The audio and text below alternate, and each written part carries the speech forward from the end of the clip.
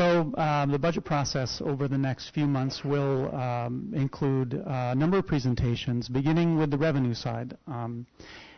This one is a little bit easier to explain, although as we go through the evening, you'll see that there are still a lot of unanswered questions through the process.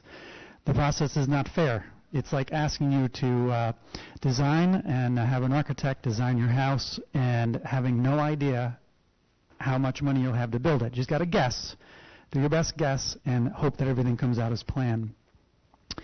That's almost exactly what the budget process is like. The timelines are all a little unjust through the process because we are expected to have things submitted and done much sooner than New York State is. And we know New York State, they very frequently don't meet their timeline, although they've been better at it as of late. So I won't spend a lot of time on the left-hand side. The revenue and tax cap is what we're going to discuss tonight in each of those three areas. And between now and May, we'll be talking about expenditures, and those include other financial obligations such as our debt service and benefits for our employees, instruction, which means we'll hear a lot about program and where we want our program to go, and general support, which is all the support services and employees for transportation and O&M, etc. So we focus on revenue and tax cap tonight. One of the things that I failed to mention during my part of the presentation is that this coming Tuesday we'll be holding our future forum. It's intended to have discussions about what the next logical step is in the process. Where is it we want our students to go? And some of the feedback that we've gotten from people already who signed up asking why they want to join us, they've said, we want to know what the plan is for the next 5 years. We want to know what our priorities are for our children in the classroom. How are we going to compete?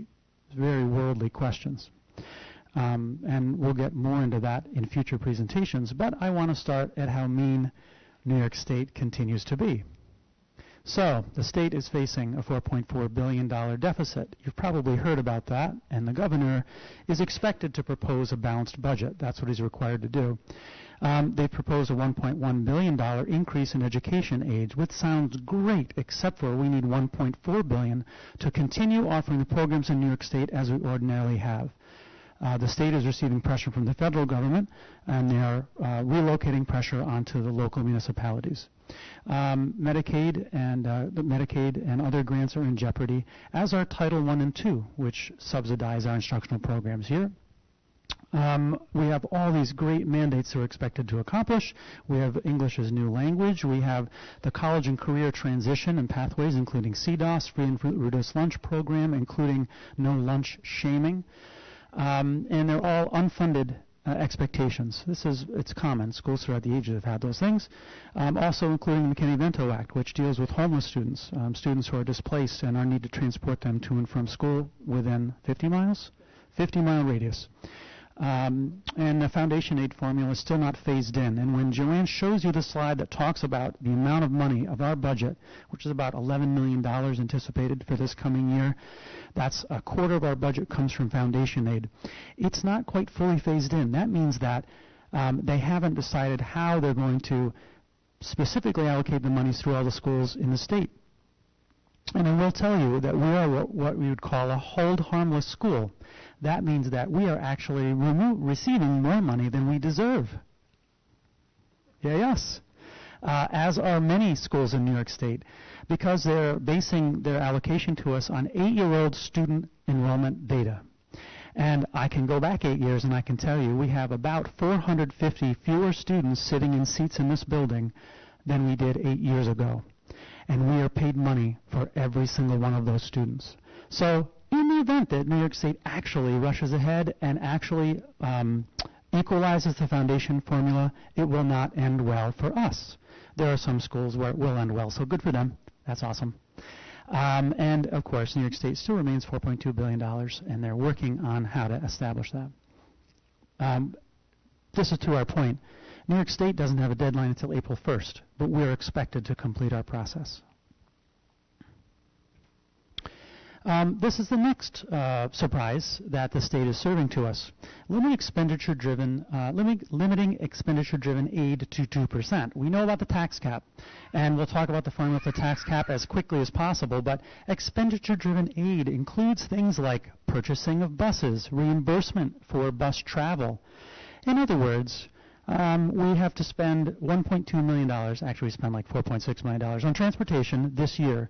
Next year we have 8 more kids, 1 more kid who's homeless, and we have to transport them 49 miles away at $5 a mile every single day.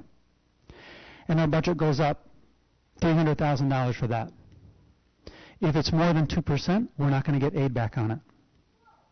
If we have to send one student out of district to a specialized school because they have a disability, and it costs $80,000, and it's a greater rise than 2% in our current expenditure, we won't get a single cent back except for that 2%.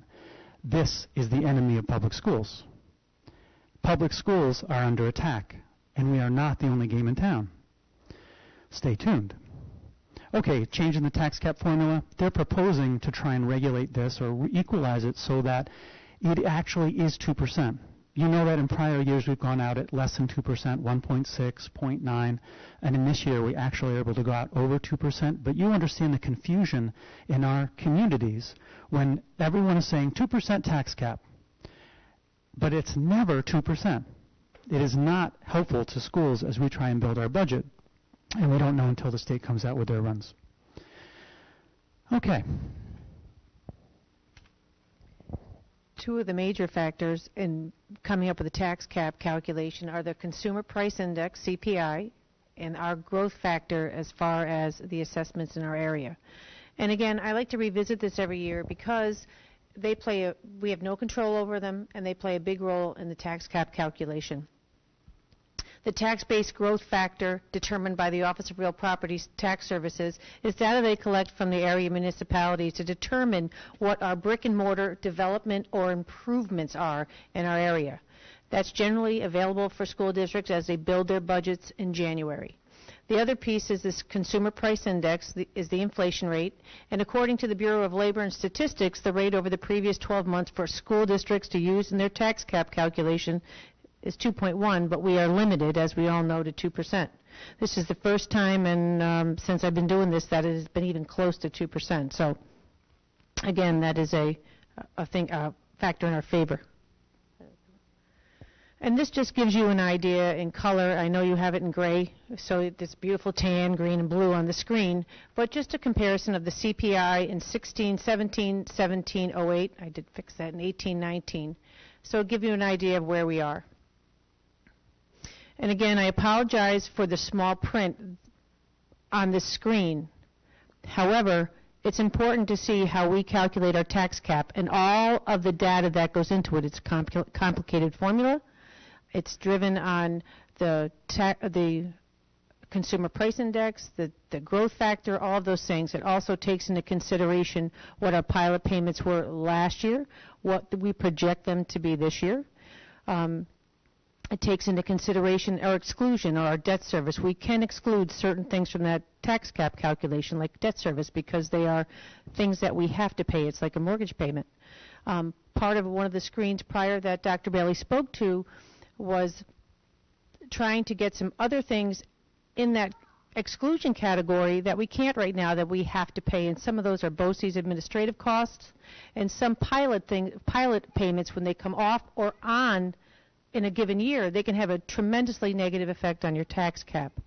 And again, as we were talking in a business managers meeting recently, the tax cap for area school districts for all of us are different, and in some cases can be as high as 11% that we talked about, and in some cases they're negative. So it is quite a challenge to come up with a calculation or, to plan for the future. In the current year, we are forecasting based on the data we know now, and if you look at the top highlighted column, the top piece of yellow, that is data that we are still not definitive on yet and its impact on the tax cap. It's Coeymans recycling pilot is subject to change. We are currently anticipating this amount highlighted, and if it could be slightly higher. If it is higher at the end of this school year, and we'll make that determination as we do the budget building. the increase would be 2.76% on the tax levy. Again, right now it's forecasted at $655,000 at about 2.65% growth. And again, it just gives you an idea of where we are. Now, what's important to note in the tax cap calculation is that's the calculation on the maximum amount that we can raise, that we can levy, which is the actual dollars that the tax levy can go up. Most districts will raise whatever the tax cap calculation is. Again, if you're in a district where it's 11%, that's quite a challenge because they have to determine what their taxpayers can afford. Right now it's 2.65, and that's a decision we'll make as a group as we go through the budget building process. But again, very often, if you have a tax cap calculation that allows you 2.65 and you decide to keep it at 2%, you're kind of behind the ball going forward. You'll never make that up. So this tax cap calculation and the fluctuations in it have made it quite a challenge to plan for the future. And to give you an idea, and again, it's some of the challenges we're faced with as a school district, how this is going to affect the average RCS homeowner. The current calculation as it stands on the previous screen allows an increase in the tax levy of $655,000 or 2.65%. The tax levy, which again is the actual dollars amount, it has nothing to do with the tax rates, the dollars we can raise. The final impact on the RCS homeowner remains unknown until we have all of the assessment information from the municipalities. And we don't get that information until the summer, after we've asked our stakeholders to vote on a budget. And if the assessments did not change at all, they remained the exact same dollar that they are today, the tax rate would be 2.65%. If assessments go down, the tax rate is going to go higher. If assessments go up, the tax rate increase is going to be lower. And that was evident last year with the cogen. We took $50 million off our assessments. We told everybody that the tax levy increase was 1.2%. Some of our taxpayers ended up paying more than 5% on their bill. Those are factors that are not in our control, but I think they're important that everybody hears some of the challenges as we go through the budget process. Just as a fun game, if everyone on the board was expected to chip in to make $100, Kristen didn't bring money tonight, everyone on the board still has to chip in to get $100. Kristen and Bill didn't bring money tonight. Everyone else has to chip in. The tax levy works just that way. We're always collecting the same amount of revenue, but if someone's assessment goes down, or if an organization goes on a payment in lieu of tax, instead of an actual percentage payment, all the other taxpayers in the community pick up that leftover money because you still need to collect $100. That's another very difficult thing to explain to taxpayers. Depending on their town and municipality, it can be drastically different, and we've seen that over successive years. Okay, and this is state aid at a glance, and Dr. Bailey talked about it earlier. If you come over here and look at this column right here, this is the majority of our state aid or our foundation aid. And you can see it's over $11 million slated for the 18-19 school year. And again, universal pre-K, which are dollars we get for our pre-K program. We generally back that out of the revenue because it's expenditure driven, so its expenditures equal the revenue. BOCES aid is very small at about $700,000. High cost aid are the aids that we get, again, an expenditure driven aid that is in jeopardy. And that's for our high cost students that may have special needs that are attending a program, whether it be right here at RCS or in a public or private placement. Instructional media are things like software aid, textbooks, things like that. Transportation, again, an expenditure-driven aid. You can see it's worth $2.3 million right now. And we're at a point now where we are working very hard to implement a static bus replacement program so we don't see huge fluctuations like we had when I first came on. We ended up having to buy 10 vehicles. Now we're leveling it off between 6 and 7.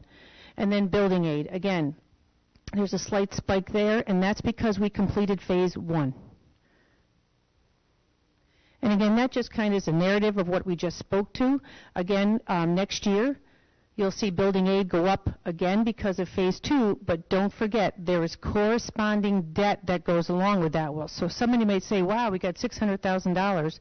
We anticipate to keep the debt at what the debt is now, so that remains level. Local revenues, they may not seem like much, but they represent $408,000 of our revenue budget. Again, they would be other tax revenues like penalties, admission and entry fees to our basketball games, tuitions from other districts, building use rental, refund of Committee on Preschool Education Services. Albany County refunds us back a portion of that. Unclassified revenues, anything that doesn't have a strict category would go there. We have continuing education, pool admissions, interest earnings, and that's going up just a tiny bit this year. And insurance recoveries, but again, they're an estimate. They're not always guaranteed. They're down slightly from the previous year, but they still represent $408,000.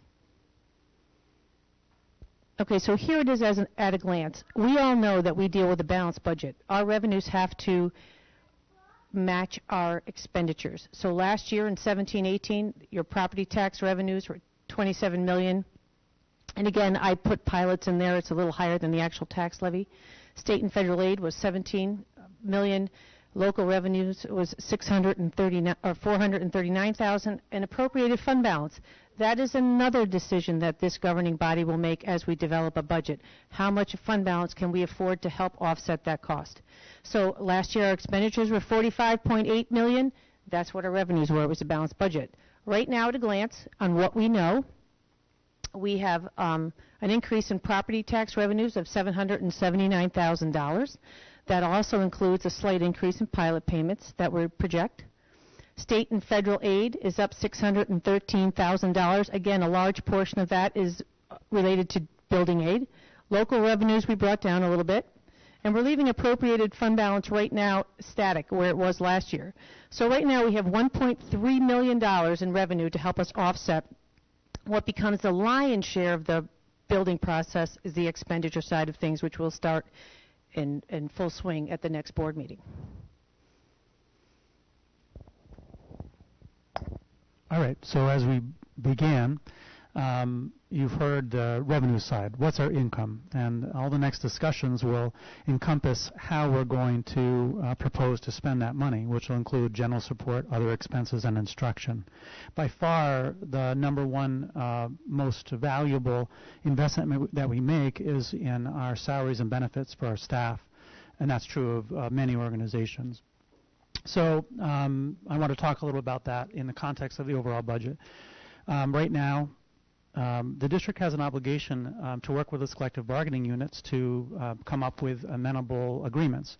We have 4 units right now that are actually in negotiation, one of which we have not met with, 2 of which we've met with and talked about exchange proposals, initial proposals, and talked about ground rules. And one, the Teachers Association, we've worked with for just about a year for approximately 13 meetings. And during those 13 meetings, we've talked about being one of our largest units. They have a large impact on what will be the outcome of our budget planning for this year. We have an obligation, as we talk with all the units, to think about the fiscal viability of the district and think about long-term outcomes, the instructional outcomes for our students, and, as you've already heard, to have competitive wages that are good to hire qualified people and to retain them within the district. So the teachers unit is the one that's we've had the most mature and long conversations with. So the proposals have included many things, including proposed savings in healthcare, and Joanne and I, as we work with all of the units, are trying to move those units in that direction because it actually proposes a savings for both the district and for the overwhelming majority of unit members. And I have to say that throughout the process, I think that both parties have come to the table and negotiated in good faith. And they both made proposals and they've made concessions. Matt outlined a number of them through the discussions, and they are valuable ones for increased student outcomes, positive student outcomes, and the fiscal viability of the district. So through this process, over the successive meetings, in an effort to try and get to where we need to go, the district has nearly doubled our financial proposal for a good component of the membership. Also, we've gone a little slow because we are cognizant that these outlying issues and influences in our community definitely will play a role. Not so much this year, because we can control what's happening this year. And we're negotiating a contract in arrears that expired in July. It's nice to know what we have so that we can contribute it now. And we can control next year, and that's why we're having this discussion. What we can't control is year 3 and year 4 and beyond. That's the meat and potatoes of our work. We're going to be planning for next year, but we have to know what we want in 5 years. Because if we're not thinking about it through instruction and through construction and what do we want as far as general support, we won't ever get there. We'll be picayune working on little elements each consecutive year. So the progress has been a little slow. We're keeping all those things in consideration.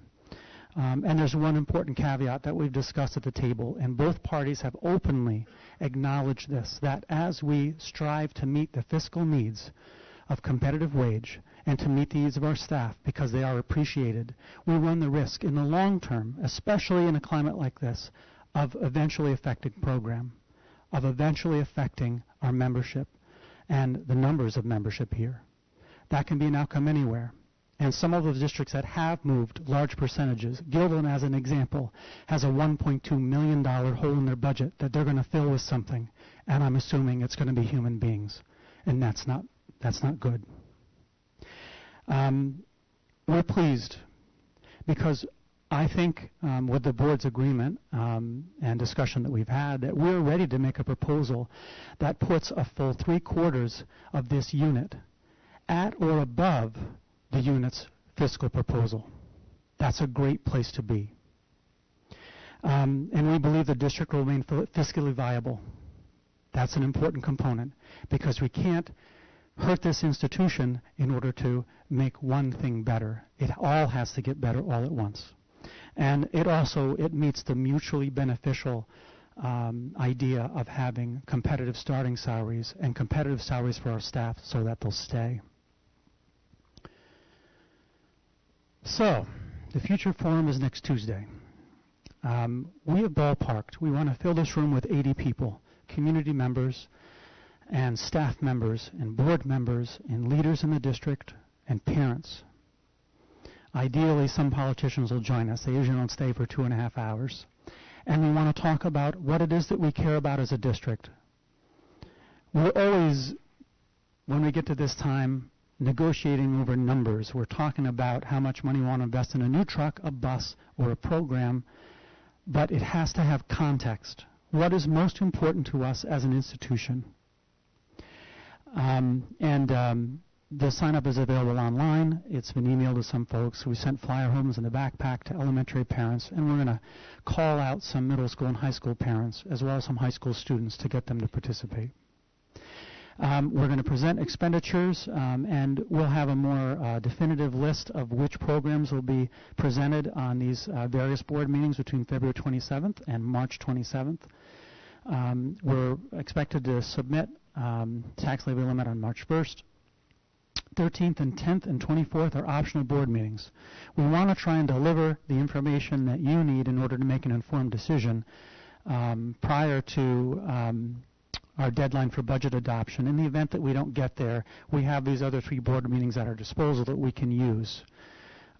We see up there the filing deadline for our candidates and the budget hearing May 8th, culminating in the vote May 15th. And I think last year we managed to have an all-time low turnout for our budget.